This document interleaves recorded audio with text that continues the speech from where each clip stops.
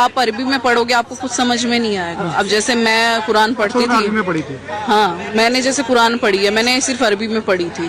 और मैं जैसे मेरे को मौलाना पढ़ाने के लिए आता था तो मैं उनसे पूछती थी कि आप इसका मतलब मुझे बताइए, वो नहीं बताते थे मुझे मतलब।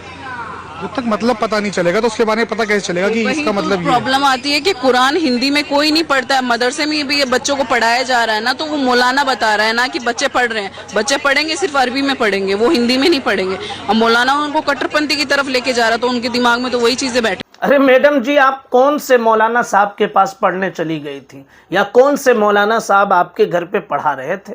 ज़रा उनका नाम भी आप बता दें ताकि हम भी जान लें कि हाँ फलाने मौलाना साहब ने आपको पढ़ाया है। इनकी ये नकाब वाली सूरत देखकर धोखा मत खाना, ये मुसलमान नहीं है, ये सिर्फ और सिर्फ मुस्लिम लिबास में रहती हैं ताकि लोगों को धोखा दे सके।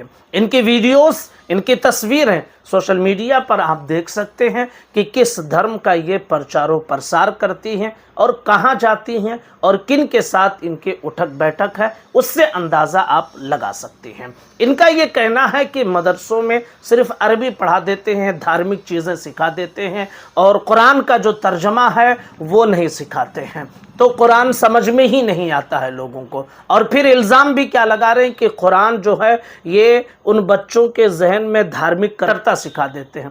कैसी मतलब उटांग पटांग बातें। एक तरफ तो कह रही हैं कि कुरान पढ़ाते हैं और उसकी मीनिंग नहीं बताते हैं, और कहते हैं उन बच्चों को कट्टरता सिखा देते हैं। तो जब मीनिंग नहीं सीख पा रहे हैं तो फिर कट्टरता उनके जहन में आ कैसे रही है? ज़रा इन मैडम साहब से ये पूछ लीजिए। और किसने आपको मना किया है कुरान का तर्जमा पढ़ने से? मार्केट में बहुत सारे तर्जमे मौजूद हैं, पढ़ लीजिए आप कुरान का तर्जमा।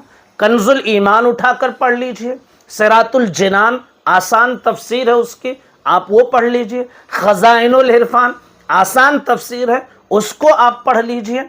और जब मौलाना साहब आपके घर पर पढ़ाने आते हैं ना, तो वो अलिफ बा ता सा रा बा ज़बर रब काफ रे ज़बर कर ये सब चीज़ें सिखाते हैं, वो तफसीर नहीं पढ़ाते हैं। तफसीर आपको पढ़ना था, कुरान आपको समझना था तो किसी मदरसे में एडमिशन ले लेते, वहाँ आप पढ़ लेते। कोई तफसीर पढ़ाने आपके घर पर नहीं जाएगा। अब ये कह रहे हैं कि हमारे घर पर आते थे और तफसीर नहीं पढ़ाते थे, तो घर पे कोई तफसीर पढ़ाने जाता है? और कैसी तुम्हारी बुद्धि है, मतलब छोटी उम्र में इंसान, स्कूल में भी आप आज के निज़ाम में देख लीजिए क्या पढ़ाते हैं, ए बी सी डी यही चीज़ें पढ़ा देते हैं, ए फॉर एप्पल, स्पेलिंग तक के भी सही से नहीं सिखाते हैं, धीरे धीरे उन्हें सारी चीज़ें सिखाई जाती हैं। ऐसे ही कुरान मुक़द्दस पहले पढ़ना सिखाया जाता है कि उसकी अरबी लैंग्वेज वो पढ़ना आप सीख लीजिए, और फिर धीरे धीरे जब उम्र बढ़ती है, इंसान की चॉइस होती है कि इसको हम सीखें, तो फिर वो मदरसों में एडमिशन लेते हैं, उसकी तफसीर भी पढ़ते हैं, उन आयतों के तर्जमे भी पढ़ते हैं, और न जाने कितने पढ़ पढ़ के उन आयतों का तर्जमा करते भी हैं, तफसीर लिखते भी हैं।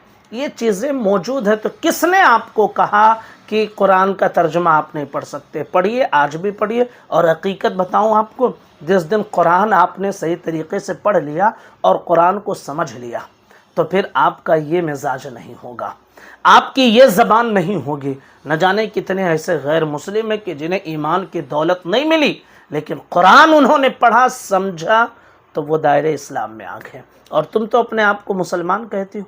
कुरान को अगर तुमने पढ़ लिया तो यकीन मान लीजिए कि ये मिजाज आपका नहीं होगा और ये ज़बान आपकी नहीं होगी, बल्कि आप सच्चे पक्के मुसलमान बन जाएंगी।